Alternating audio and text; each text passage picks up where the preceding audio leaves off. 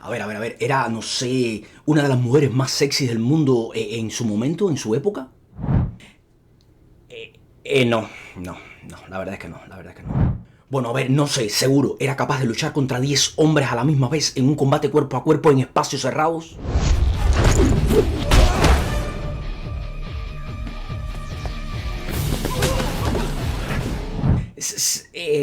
No, tampoco. No, la verdad es que no, tampoco. No, no, no. No. A ver, era... Bueno, a ver, ¿y qué tenía entonces de especial esta mujer? No sé, no lo entiendo. A ver, mira, ¿cómo te lo explico? ¿Cómo te lo pongo bonito? Es que de hecho le faltaba hasta una pierna. Y sin embargo, Virginia Hall, también conocida como la Dama Coja, se convirtió posiblemente en la espía estadounidense más letal y temida de la Segunda Guerra Mundial. Y todo esto, escuchen bien, todo esto lo logró con tan solo una pierna. De hecho, la llamaban la Dama Coja. A ver, pero vamos al principio. Virginia Hall nació en 1906 en Baltimore. Creció en una familia, eso sí es verdad, creció en una familia muy adinerada y desde chiquita fue considerada lo que se le conoce como una especie de María Macho. Una María Macho, así le decimos en Cuba, a este tipo de chicas que desde pequeña les gusta vestirse como hombres, jugar, participar en todo este tipo de juegos de pelota, fútbol, a las bolas, a los trompos. Esto a día de hoy incluso es un tema de chistes. It's not big deal. Pero en la década de los 20, donde una chica debía comportarse como si fuera de cristal, aquello llamaba mucho la atención. Por suerte, el padre de Virginia era muy, muy rico. Le encantaba que su hija se comportara de esa manera. Él no quería una damisela que fuera dependiente todo el tiempo. Es que de hecho, incluso le enseñó a pescar, a cazar, a hacer fuegos, a valerse por sí misma. Pero a Virginia no solo le encantaba este mundo de aventuras, de cazar, pescar, cacerías a la intemperie, también le fascinaban los estudios. Por eso se graduó de la secundaria con una facilidad asombrosa y fue aceptada en las mejores universidades femeninas del país. Su madre, por otro lado, tenía otros planes porque inmediatamente después que se graduó le preparó una boda, le buscó un chico, le dijo, mira, este es el tipo que te hace falta, así que pues nada, a casarse. Como era de esperar, casarse tan temprano, sin amor, sin pasión, pues nada, el matrimonio no duró mucho. Virginia descubrió que su reciente marido la engañaba hasta con una escoba, se le ponía en una saya y pues nada, lo mandó directamente para casa de su madre, en pocos términos.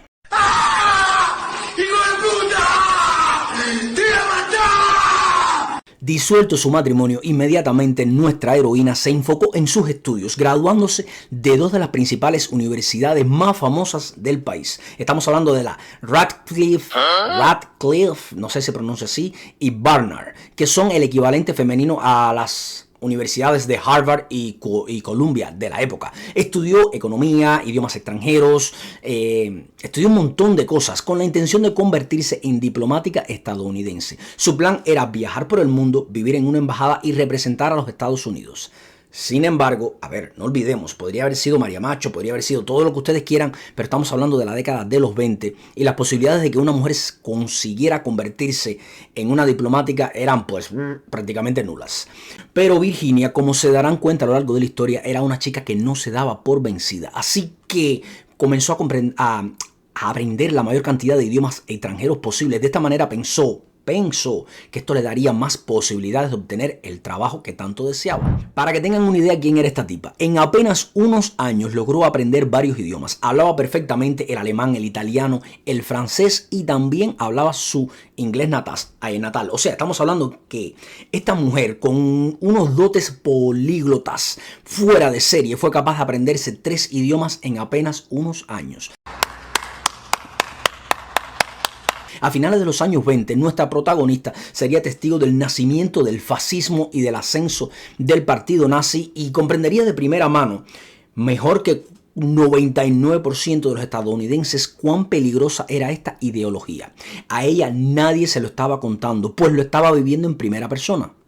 Virginia regresó de Europa en 1929 y pocos meses después el mercado bursátil se desplomaría. Tras la trágica muerte de su padre, Virginia decidió mantener la promesa que le hizo a su padre de convertirse en una diplomática estadounidense. De momento comenzó a trabajar en Polonia como una secretaria más de la embajada.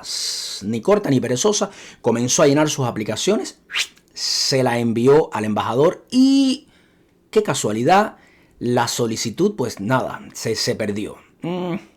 Vamos a tomarlo como que fue casualidad. El segundo año su solicitud llegó, pero ella, porque ella misma la llevó personalmente y se la entregó a la oficina del embajador. Estaba segura de que era la candidata ideal. ¿Y por qué estaba segura? A ver, era sencillo.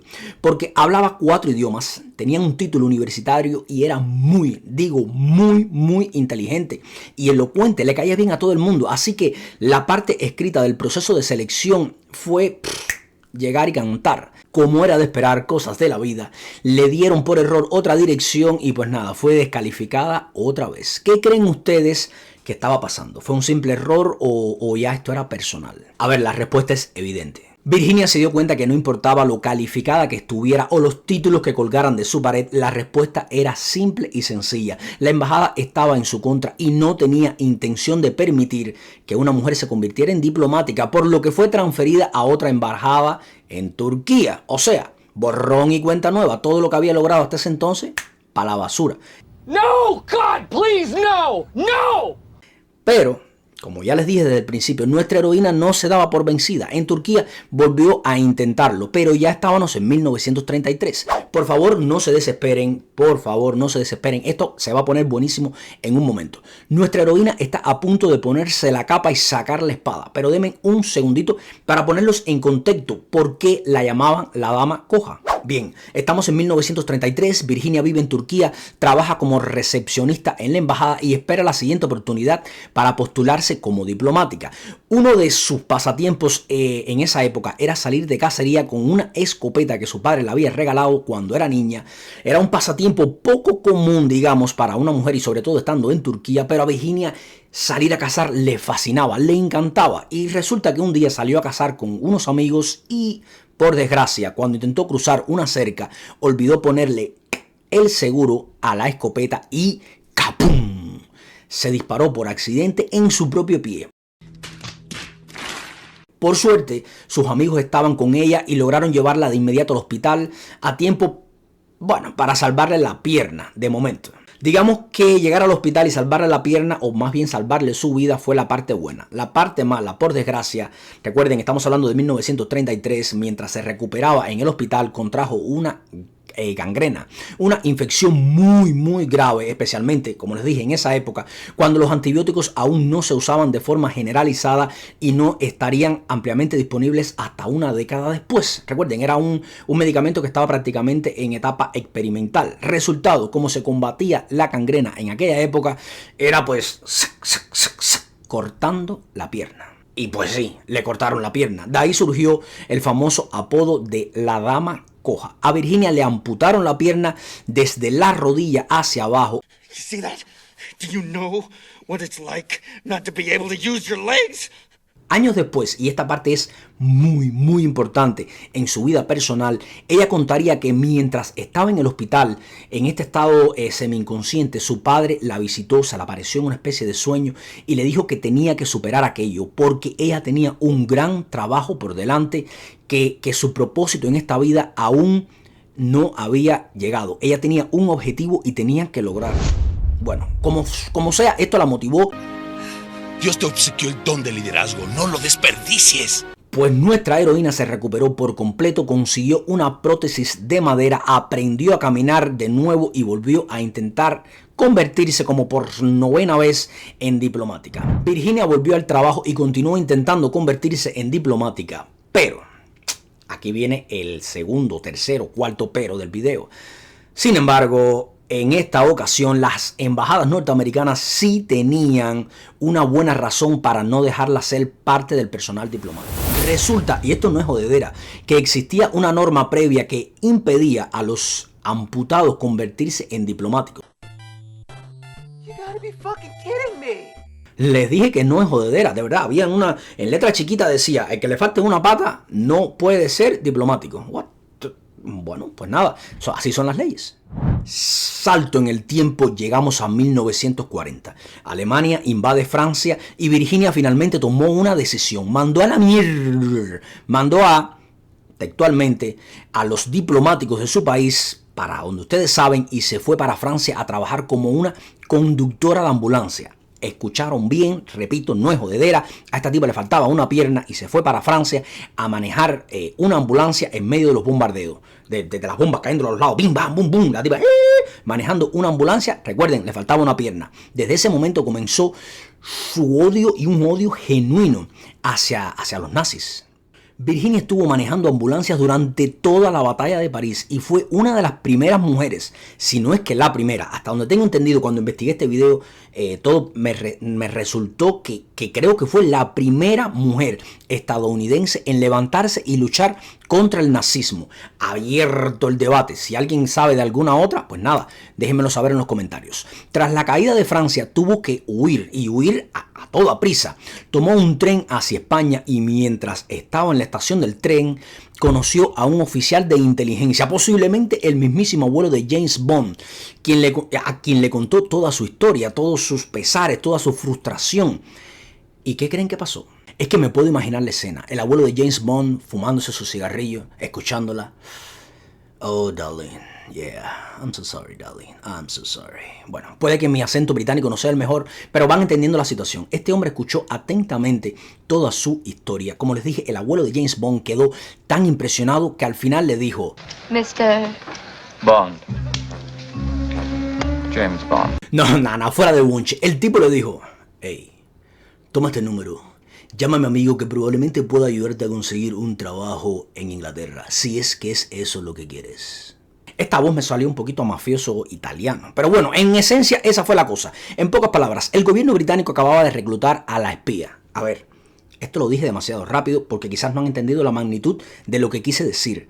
El gobierno británico acababa de reclutar a la, ojito, a la espía, a la verdadera, a la única, a la superdotada Black Widow, a la gran maestra de espías, la reclutadora más letal que hasta la fecha los Estados Unidos jamás han tenido. Virginia se puso en contacto con nada menos que Nicholas Boddington. Lo pueden chequear para que vean quién era este tipo. Uno de los jefes de la División de Operaciones Especiales del Reino Unido. Es decir, el mismísimo jefe de James Bond. El equivalente británico de la CIA a uno de los top guys del juego. Virginia habló con ellos y casi de inmediato quisieron que fuera espía.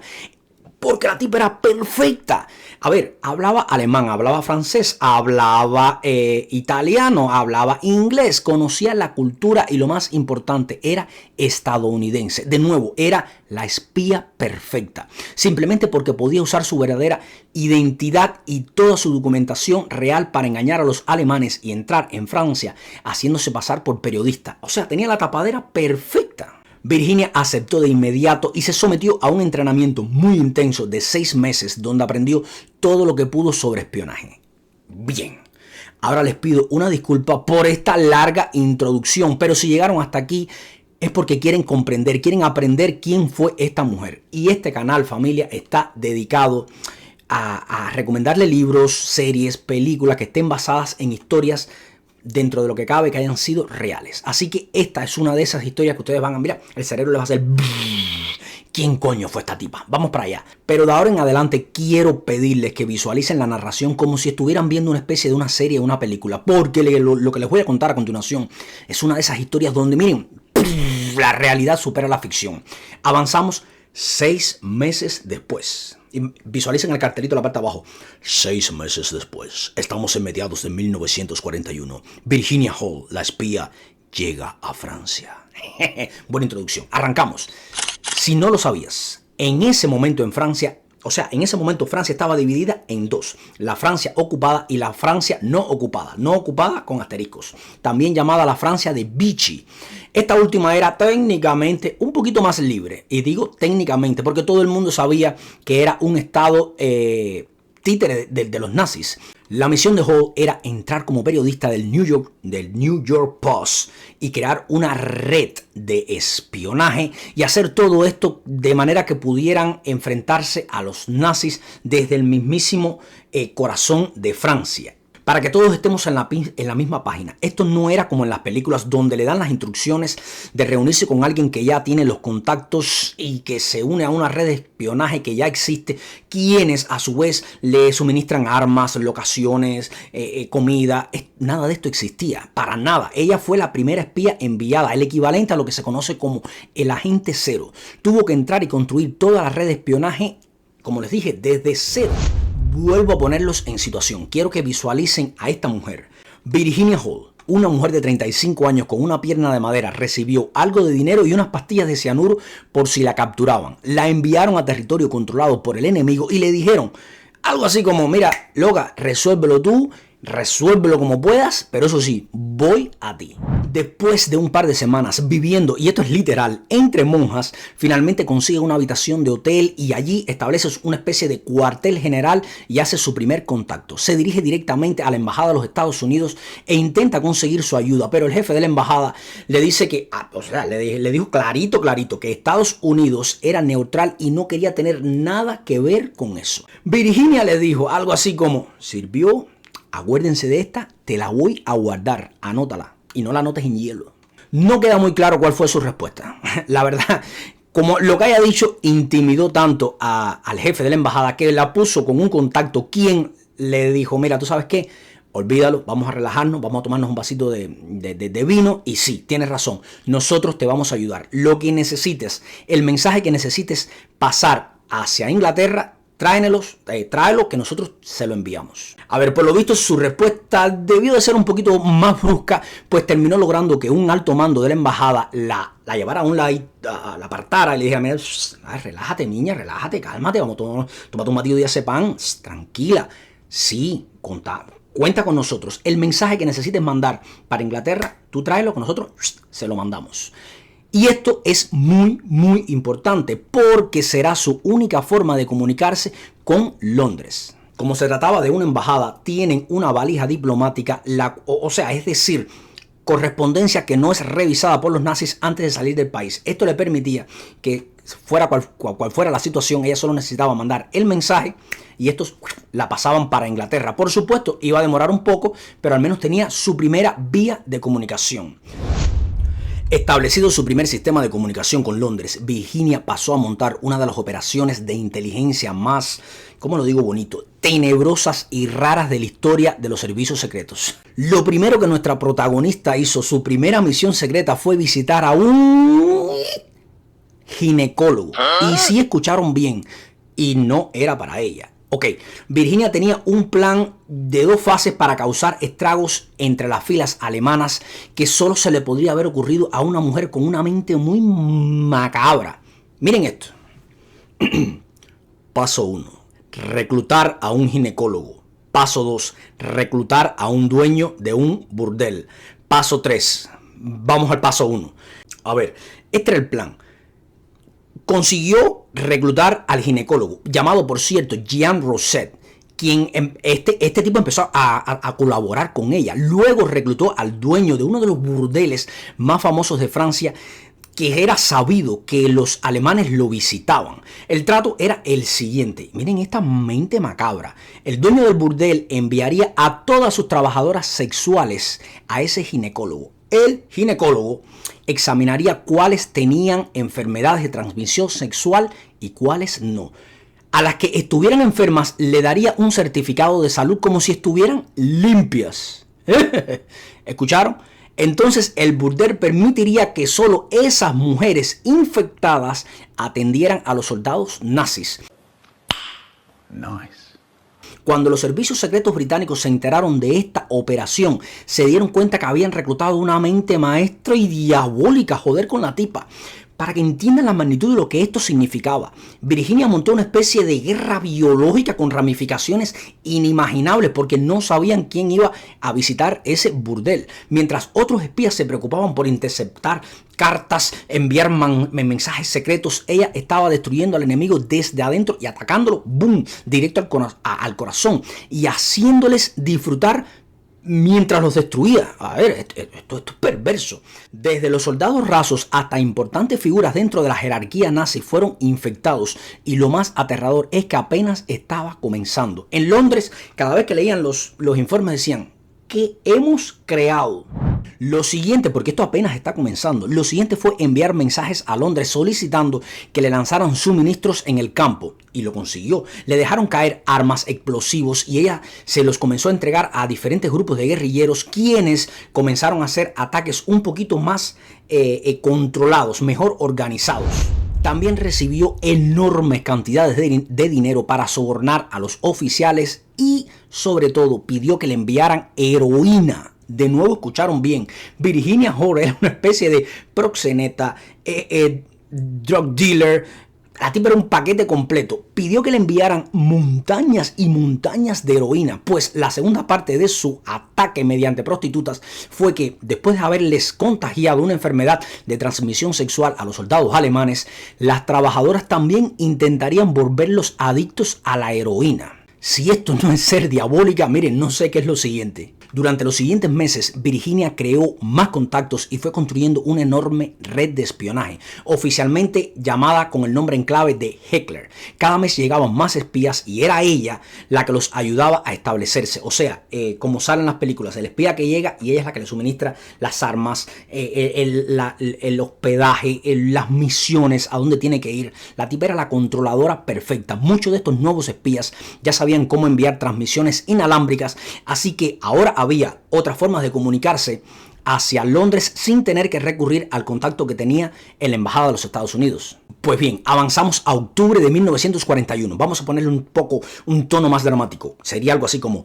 avanzamos a octubre de 1941. Hay como 12 espías en la zona y estos tipos deciden hacer una reunión. Básicamente era una excusa para reunirse, beber, tomar, joder, hablar, festejar de todo, de lo bien que les estaba yendo, lo cual fue un error enorme para un espía. Virginia, por supuesto, evitó asistir, incluso les dijo: caballeros, refresquen, nos las estamos jugando. ¿Cómo se les ocurre reunirse a los 2 espías más importantes de la red de espionaje de Londres en un mismo lugar? Los tipos, por supuesto, machos alfas al estilo James Bond, le dijeron: tranquila, ven por acá, pásate por la fiesta, date unos tragos, todo está saliendo perfecto. Bien, efectivamente, los 12 espías son capturados. Esto se conoció como la trampa Marshall, donde la Gestapo alemana atrapó a 12 espías al mismo tiempo, incluidos todos los operadores de radio. Es uno de los golpes más brutales que los servicios de inteligencia alemanes, la famosa Gestapo, logró darle a los servicios de inteligencia británicos. Aquello fue un desastre.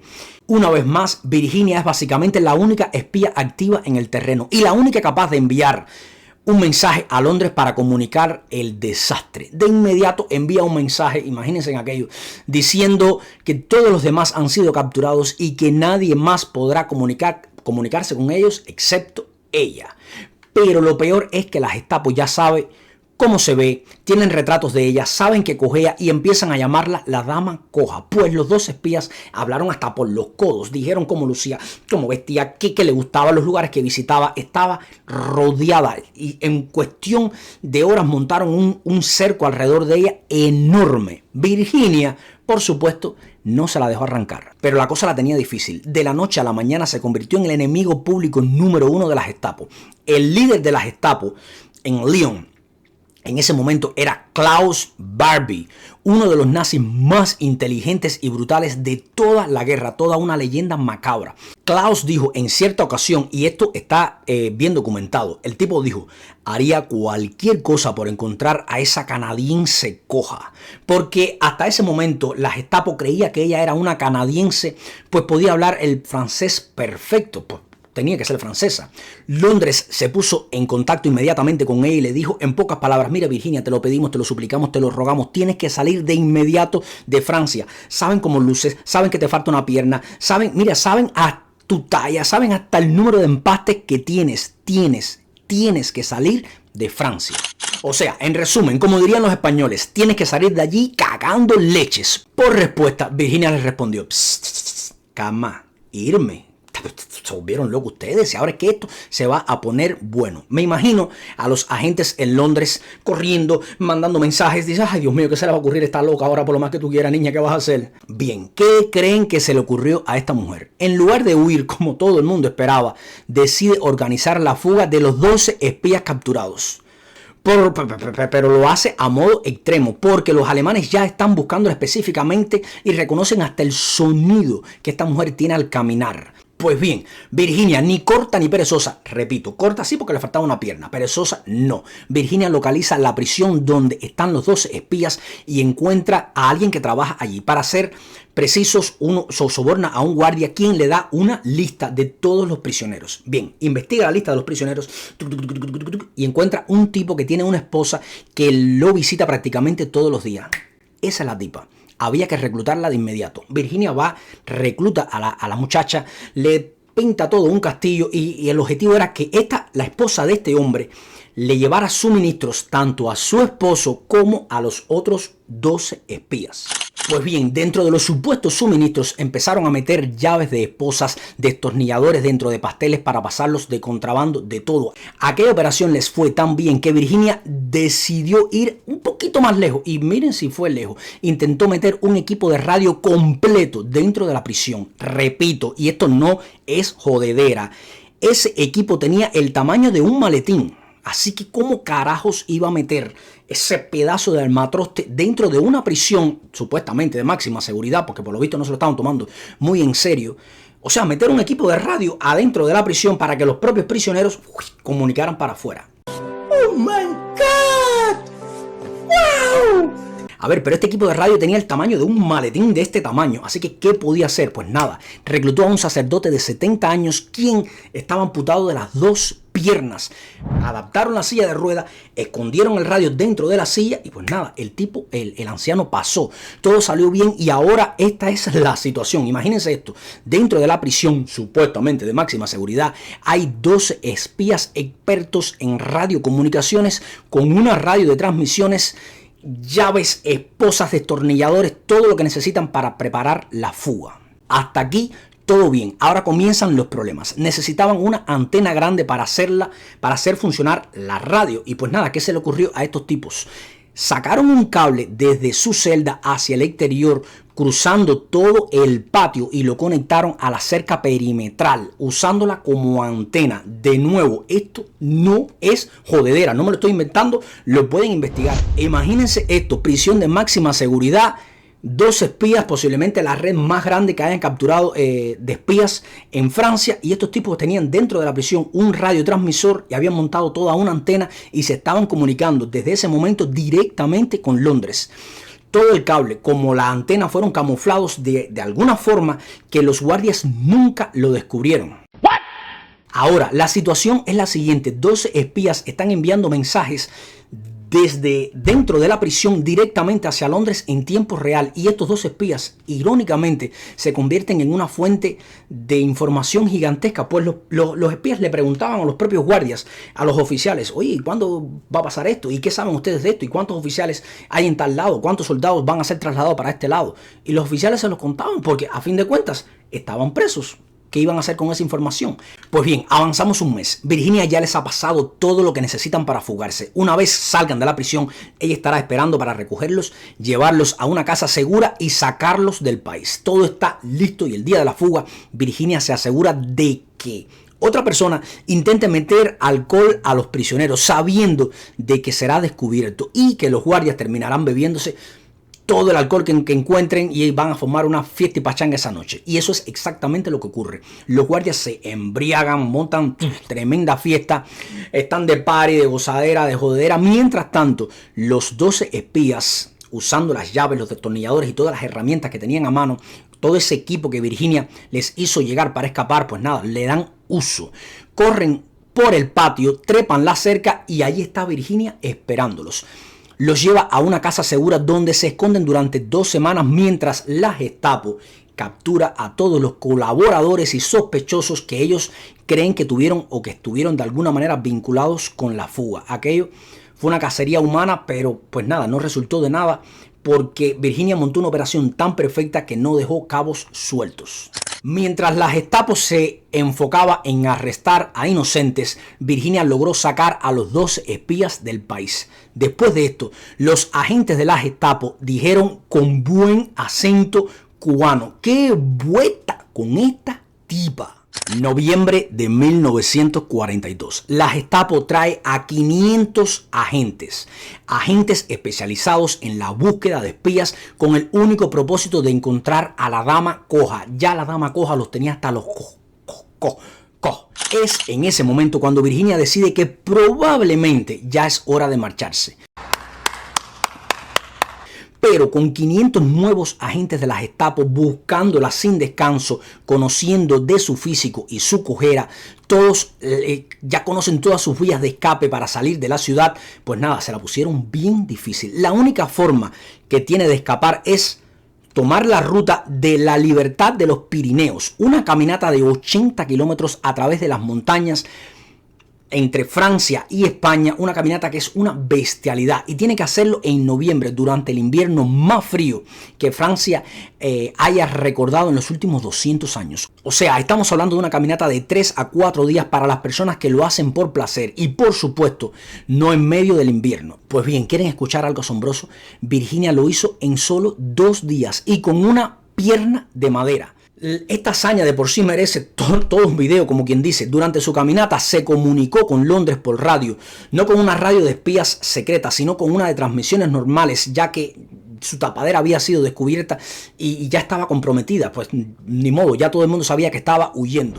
En una transmisión le dijo a Londres que Cuthbert, el apodo de su pierna de madera que ella estaba usando y que ella pensaba que los agentes británicos conocían, le estaba dando problemas. Pero miren lo que sucedió aquí.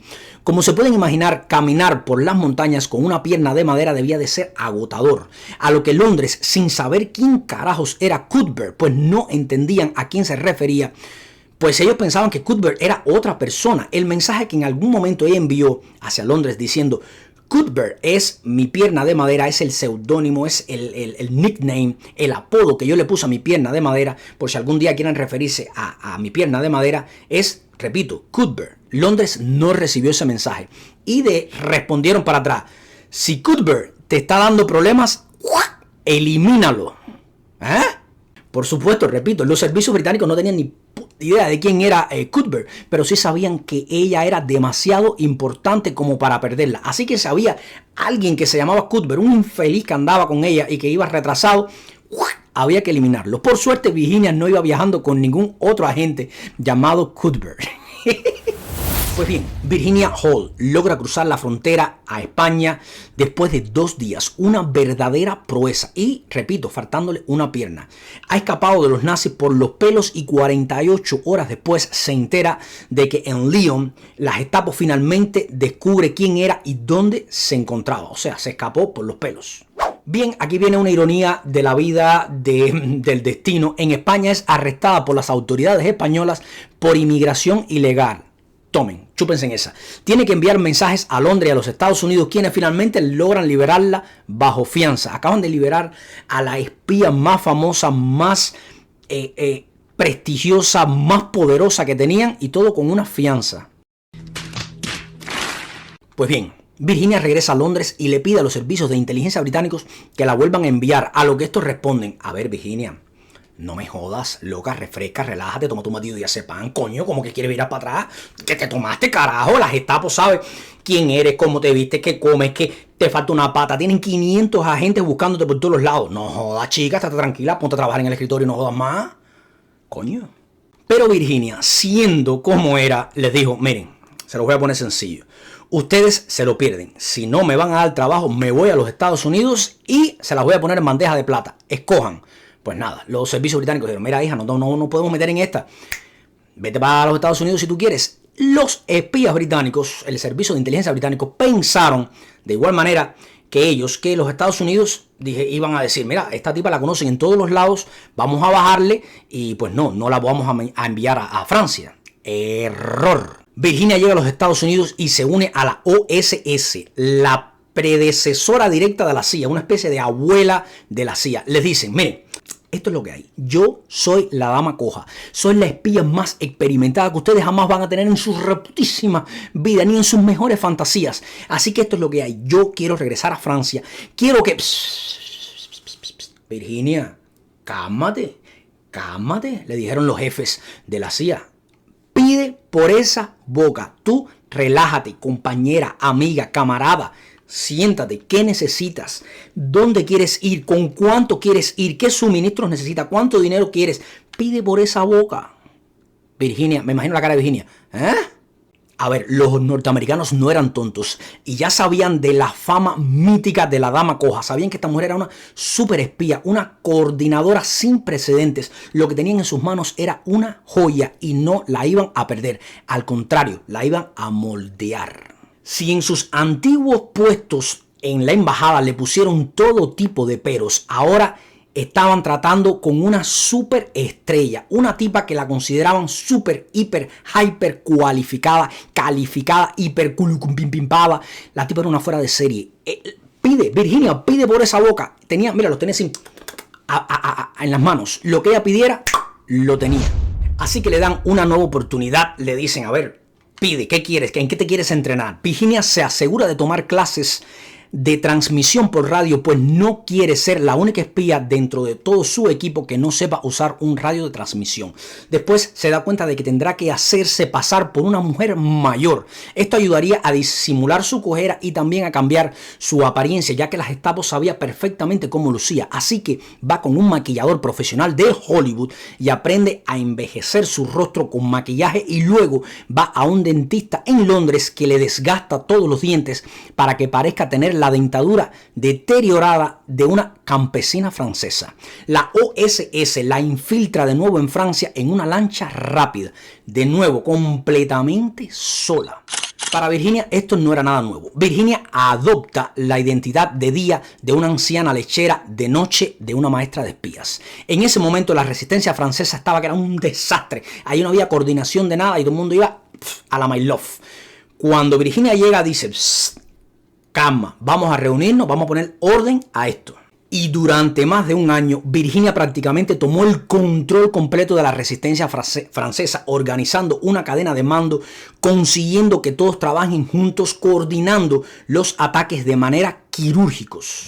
Para 1944 ya había reunido un ejército entero. Un ejército entero, escucharon bien, estaba al mando de 3 batallones, unos 1.500 combatientes guerrilleros con los que coordinaba ataques contra los alemanes desde dentro, mientras enviaba señales a los estadounidenses para que les enviaran armas, explosivos, comida, suministros, todo lo que necesitaban. La dama coja lo único que tenía que tomar a la radio y decir, necesito 3 punticos en Estados Unidos o en los centros de operaciones. ¿Qué necesitas, Virginia? Pide por esa boca. Junio de 1944. Le notifican a Virginia Hall que ocurrirá el día D. Virginia Hall usa su ejército de guerrilleros para sabotear autopistas, líneas de trenes, comunicaciones y puentes, impidiendo a los alemanes reforzar las playas correctas y a tiempo, posiblemente cambiando el curso entero del día D. Esto es una de las historias más asombrosas y poco documentadas que yo había leído hasta el momento. Por esos días la OSS, la abuela de la CIA, como les dije anteriormente, le envía un refuerzo, un especialista, un agente polaco llamado Paul Goylot, que llega en paracaídas con la misión de ser una especie de secretario de ella y ayudarle en todo en las transmisiones. Aunque llegó demasiado tarde como para influir en la operación que ella ya había montado, la atracción entre los dos fue inmediata. Por fin, una historia de amor. Pues nada, se enamoraron. ¿Qué se podía esperar? Aquí es donde quiero hacer una pausa para recomendarles esta novela, que sin lugar a dudas fue inspirada, y a mí no me jode nadie, fue inspirada en la vida de Virginia Hall. Alto Riesgo, de Ken Follett, el papi, el tipo, la bestia parda. Esta novela nos introduce al personaje de Felicity, una de las agentes más valiosas de la unidad encargada de las operaciones de sabotaje que operaban en el norte de Francia. El día D se acercaban, no sé si la historia les parece bastante similar, y todavía no se sabe dónde ni cuándo, pero los alemanes están convencidos de que será muy pronto. Felicity es encargada de volar por los aires un castillo que oculta una de las unidades de radares más importantes de la zona. Tras varios intentos, las misiones son todo un fracaso y Felicity se ve obligada a reclutar un nuevo equipo compuesto exclusivamente por mujeres. En la nueva misión deben intentar infiltrarse en el castillo a la vista de todos los agentes de la Gestapo y llevar a cabo lo que muchos consideran una misión suicida. Hasta el momento yo me he leído unas 26 novelas de Ken Follett. Les digo, miren, con todo corazón, esta es una de las mejores que me he leído. Y es bien chiquita, se lee de una sentada, pero de regreso con nuestra protagonista. Tras finalizar la guerra, ambos regresan a los Estados Unidos, o sea, Virginia y Paul. Paul obtiene la ciudadanía y ambos comienzan sus carreras en la recién creada CIA. Al matrimonio lo ponen al frente de un grupo especializado, o más bien encargado de vigilar el comunismo en Europa del Este. Pues sí, esta increíble historia literalmente termina con dos espías enamorados trabajando juntos en misiones como si fuera una película.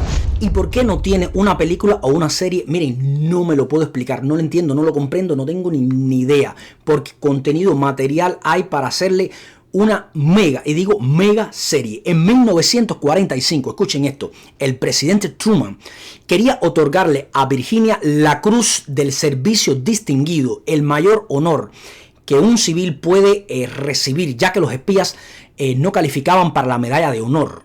Quería hacerlo de una manera espectacular, una ceremonia a todo lo alto, contar su historia y convertirla en una heroína internacional. Pero nuestra queridísima dama coja rechazó al mismísimo presidente de los Estados Unidos. No quería que su identidad se hiciera pública, quería seguir operativa, seguir ayudando a los Estados Unidos desde las sombras y que el mundo no conociera quién era ella. Virginia Holt se convirtió en la única mujer civil en recibir la Cruz de Servicio Distinguido durante la Segunda Guerra Mundial. Le fue entregada por el general William Donovan y por petición suya solo hubo una testigo, su madre. Virginia Holt y Paul vivieron felices para siempre. Esta historia tiene final feliz. Se retiraron a los 60 años. Virginia falleció en 1982 a los 76 años. Y nadie sabía hasta entonces quién era esta heroína. En su obituario fue cuando empezaron a leer Virginia Holt, superespía de la Segunda Guerra Mundial. Estuvo a todo el mundo. ¿Eh? ¿Esa era la abuela? No joda.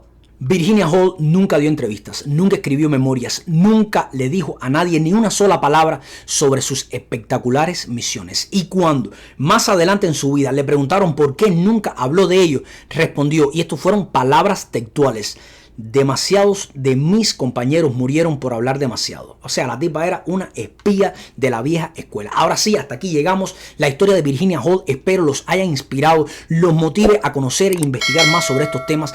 Por supuesto, quiero que se lean este libro. Es una de las mejores novelas de espías que me he leído en toda mi vida. Es un tronco de pedazo de monstruo de libro, como siempre les digo. Y pues nada, hasta aquí llegamos. Un abrazo gigante, familia. Espero que hayan disfrutado de este video. Fue un poco intenso, pero sé que merecía la pena. Espero lo compartan, se lo recomienden a sus amigos, me dejen un comentario por ahí abajo. Y pues nada, los quiero un montón. Acá los espero en el próximo video.